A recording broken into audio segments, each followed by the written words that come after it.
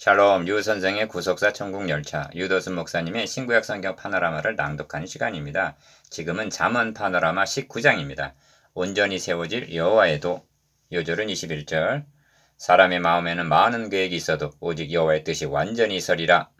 19장에는 여호와가 4번 등장합니다. 기어 미련해서 자신이 잘못하고는 여호와를 원망한다. 3절. 니은 가난한 사람을 도와주는 것은 여호와께 꾸이는 것이라. 17절. 디귿 사람이 계획을 세워도 여호와의 뜻이 서리라. 21절. 리을 여호와를 경외하는 것이 생명에 이르게 하는 것이라 합니다. 23절. 그러면 이렇게 정리할 수가 있겠습니다.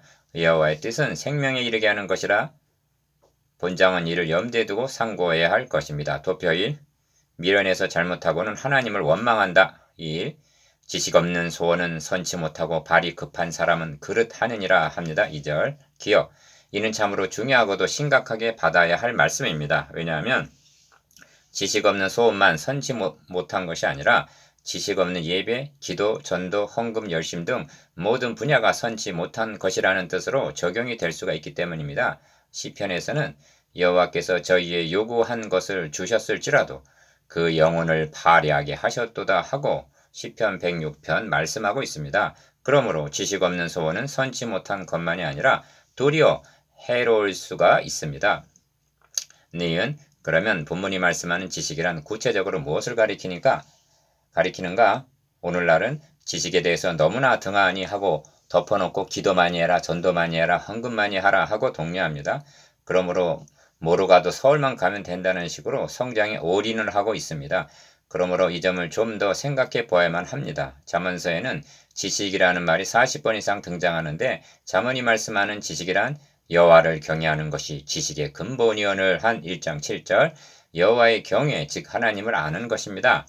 디귿 그런데 여호와를 경외하기 위해서는 여호와 경외하기를 깨달으며 하나님을 알게 되리니 한 2장 5절 하나님을 바로 알아야만 바르게 경외할 수가 있다는 점입니다.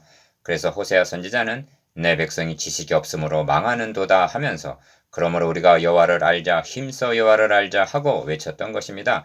호세아서 4장 6절 6장 3절 이것은 무엇을 말해 주느냐 하면 구약교회가 심판을 당한 원인이 열심이 없어서도 아니요 예물 제물을 드리지 않았기 때문도 아니요 여호와는 지식이 없어서 멸망했다는 뜻이 됩니다. 리얼 그런데 문제의 심각성은 지식이 없어서 멸망한 것이 그때가 마지막이 아니라는 점입니다.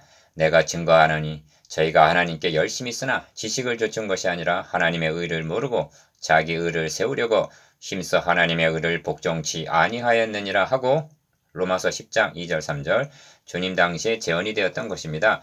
그리하여 예루살렘이 심판을 당하고 성전은 또다시 불타고 말았던 것입니다. 미음 그러면 신약교회는 안전하단 말인가?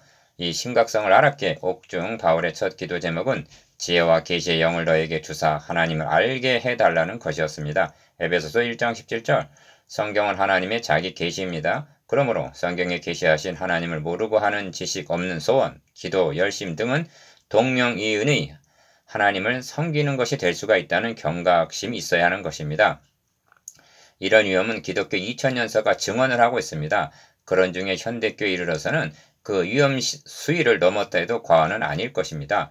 이런 맥락에서 사람이 미련함으로 자기 길을 굽게 하고 마음으로 여호와를 원망하느니라 합니다. 3절 기어 참으로 우리의 마음을 꿰뚫어보는 말씀입니다. 그러므로 의인의 입술은 여러 사람을 교육하나 미련한 자는 지식이 없으므로 죽느니라 하는 것입니다. 10장 21절 그래서 너희가 은을 받지 말고 나의 훈계를 받으며 정금보다 지식을 얻으라. 8장 10절 사특한 자는 입으로 그 이웃을 망하게 하여도 의인은 그 지식으로 말미암아 구원을 얻느니라 한 것입니다. 11장 9절 니은 이런 맥락에서 지식이 무엇을 의미하는가 하는 점이 더욱 분명해집니다.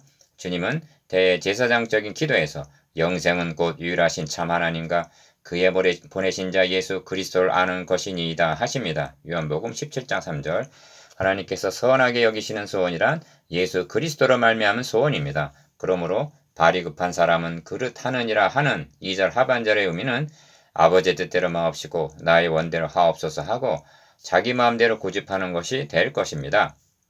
4절에서는 재물은 많은 친구를 더하게 하나 가난한즉 친구가 끊어지느니라 말씀하고 기억 7절에서는 가난한 자는 그 형제들에게도 미움을 받거든 하물며 친구야 그를 멀리 아니하겠느냐? 따라가며 말하려 할지라도 그들이 없어졌느니라 합니다. 7절. 이렇게 말씀하는 의도가 무엇인가? 가난한 자의 가련함을 드러내기 위해서입니다. 그러니까 가난하지 말라는 것입니다.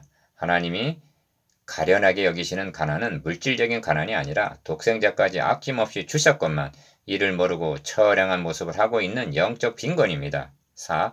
이 말씀을 상고하면 누가 생각이 나십니까? 가난한 자는 형제도 기피합니다. 친구는 더욱 없습니다. 그러나 그에게 형제라 부르시기를 부끄러워 아니하신 분이 히브리서 2장 11절 계십니다. 하나님의 아들 예수 그리스도께서 우리의 친구가 되어 주셨다는 말씀입니다. 기여 말로만이 아닙니다. 우리가 짊어지고 있는 빚, 죄값을 대신 갚아주시기 위해서 자신의 목숨을 내어 주셨다는 은혜요, 복음이 생각이 나지 않습니까? 그래도 여러분은 가난한 자입니까? 성경은 우리 주 예수 그리스도의 은혜를 너희가 알거니와 부요하신 자로서 너희를 위하여 가난하게 되심은 그의 가난함을 인하여 너희로 부요케 하려 하심이니라 합니다. 고린도후서 8장 9절. 그러므로 그리스도인들이란 근심하는 자 같으나 항상 기뻐하고 가난한 자 같으나 많은 사람을 부유하게 하고 아무것도 없는 자 같으나 모든 것을 가진 자로다 합니다. 고린도후서 6장 10절. 이런 맥락에서 가난한 자를 불쌍히 여기는 것은 여호와께 꾸이는 것이니 그 선행을 갚아 주시리라 하는 것입니다. 17절. 기여 14장 31절에서도 가난한 사람을 학대하는 자는 그를 지으신 이를 멸시하는 자요 궁핍한 사람을 불쌍히 여기는 자는 주를 존경하는 자니라 합니다. 여호와께 꾸이는 것이라 말씀하는데 하나님이 우리에게 빛을 주고 계실 분이십니까? 그래서 갚아주시리라 하시는 것입니다. 어찌하여 가난한 자를 돌아보는 것이 주를 존경하는 것인가? 그를 대속하신 분은 그리스도요.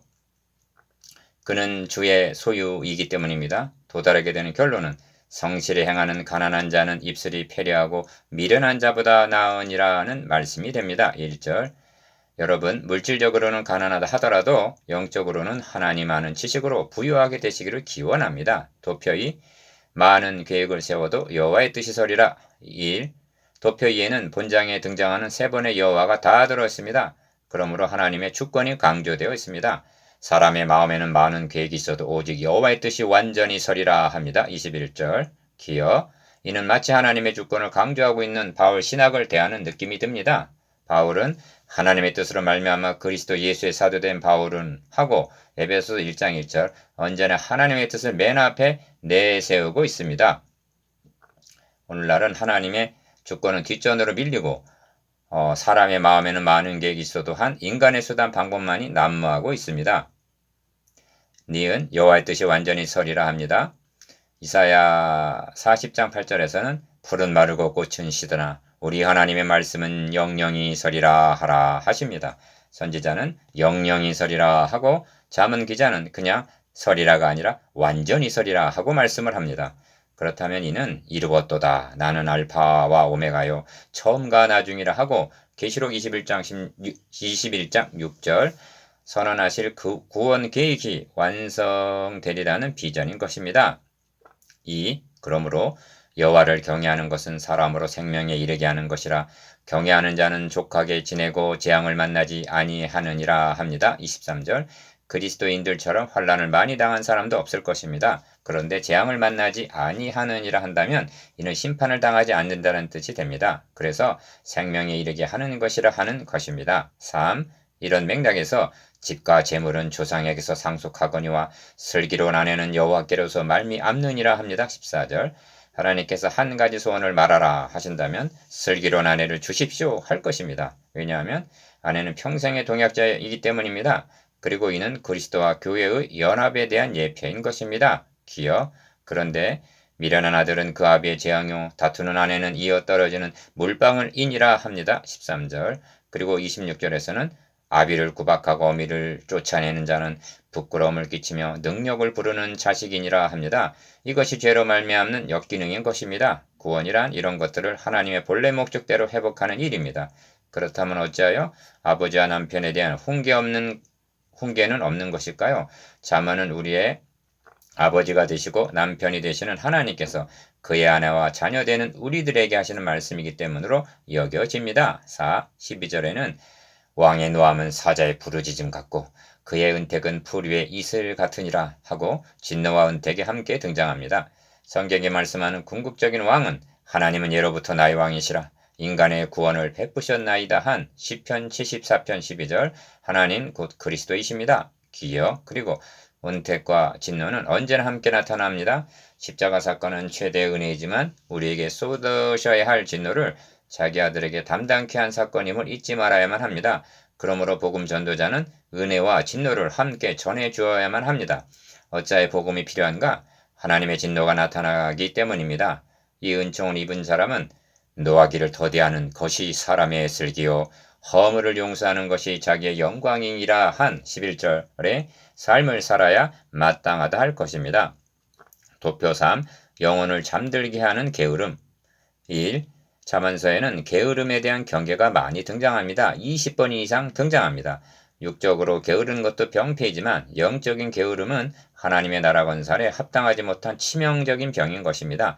게으름이 사람으로 깊이 잠들게 하나니 해태한 사람은 줄일 것이니라 15절 라고 합니다. 기억, 깊이 잠들게 한다는 점을 유념하시길 바랍니다. 다윗이 두려워한 것은 밖으로부터 침략해 들어오는 대적이 아니라 두렵건대 내가 사망의 잠을 잘까 하오며 한 시편 13편 3절의 영혼의 잠이었습니다. 그처럼 조심했던 다윗도 간음죄를 범하는 잠에 빠진 때가 있었던 것입니다. 2. 게으른 자는 그 손을 그릇에 넣고도 입으로 올리기를 괴로워하느니라 합니다. 24절 기억. 이 말씀은 26장 15절에서도 거듭 경계하고 있는데 우리에게는 어떤 의미로 적용이 되는가? 그릇에 넣는다는 것은 먹는 모양은 있다는 말씀입니다. 그러나 입으로 올리기를 괴로워한다면 아무 유익이 없는 것입니다. 이 말씀을 곧 지혜가 너희 마음에 들어가며 지식이 너희 영혼에 즐겁게 될 것이요 한 2장 10절 말씀과 결부해서 생각한다면 의미는 분명해지는 것입니다.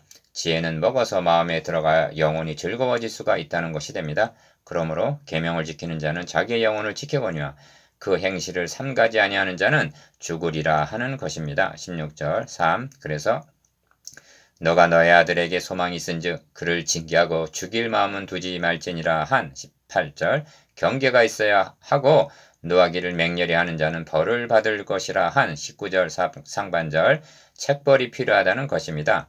사랑하고 이를 묵고한다면 너가 그를 건져주면 다시 건져주게 되리라 19절 하반절 즉 개선은 없고 악순환이 되리라는 것입니다. 이는 진정한 사랑은 아닌 것입니다. 4. 징계의 필요는 장본인만을 위한 것이 아니라 거만한 자를 때리라. 그리하면 어리석은 자도 경성하리라. 명철한 자를 견책하라. 그리하면 그가 지식을 얻으리라 합니다. 25절. 이 점을 목회서신에서는 범죄한 자들을 모든 사람 앞에 꾸짖어 나머지 사람으로 두려워하게 하라 합니다. 디모데전서 5장 20절.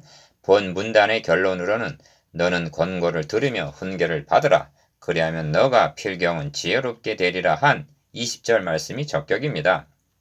도표사 진리에서 떠나게 하는 거짓 증인의 말을 듣지 말라. 1. 도표 4에는 거짓 증인 5절 9절 망령된 증인 28절이 있는가 하면 지식의 말씀을 떠나게 하는 교훈이 있습니다. 27절 거짓 증인은 벌을 면치 못할 것이요 거짓말을 내는 자도 피치 못하리라. 5절 즉 벌을 피할 수 없다 합니다. 9절에서도 거짓 증인은 벌을 면치 못할 것이요 거짓말을 내는 자는 망할 것이니라 하고 9절 거듭 경고하십니다. 28절에서도 망령된 증인은 공의를 업신여기고 악인의 입은 죄악을 삼키느니라 합니다. 거짓 증인이 당시로는 재판과 결부되는 경계에 엮였으나 내 증인이 되리라 하신 명을 받은 이후 시대를 살아가는 우리들에게는 거짓 선지자, 거짓 교사에 대한 경계가 되고 우리들에게는 하나님의 말씀을 바로 증거하라는 격려가 됩니다. 3. 그래서 내 아들아 지식의 말씀을 떠나게 하는 교훈을 듣지 말지니라 하고 27절 거짓 선지자, 거짓 교사의 말을 듣지 말라고 경계하는 것입니다. 기억, 거짓 교훈에 현혹되지 않으려면 어떻게 해야 하는가? 지혜를 얻는 자는 자기 영혼을 사랑하고 명철을 지키는 자는 복을 얻느니라 한 8절 지혜를 얻는 것 외에 다른 방도는 없는 것입니다. 잠언서를 통해서도 이단에 대한 경계를 듣게 되다니 참으로 성경은 충족된 계시입니다. 4. 19장은 심판은 거만한 자를 위하여 예비된 것이요 채찍은 어리석은 자의 등을 위하여 예비된 것이니라 하고 29절 심판으로 마치고 있는데 이는 본 문단과 19장 전체의 결론으로 합당한 것입니다. 기여. 이 말씀에는 거만한 자와 어리석은 자의 분별이 있습니다. 어리석은 자는 채찍으로 징계하여 구원에 이르게 할 수가 있으나 거만한 자를 위해서는 심판만 있을 뿐이라는 것입니다. 신앙에 있어서 교만은 암과 같은 치명적인 병입니다. 문제는 교만한 자는 교만한 줄을 모른다는 데 있습니다. 조기에 발견만 한다면 고침을 받을 수가 있는데 말입니다. 5. 묵상해 보겠습니다. 기여. 지식 없는 소원을 선치 못하다는 말씀에 대해서. 니은. 미련해서 잘못하고는 하나님을 원망한다는 말씀에 대해서. 디귿. 거짓 증인과 교훈을 듣지 말라는 경계에 대해서. 리을. 19장에서 가장 감명 깊은 말씀과 그 의미에 대해서.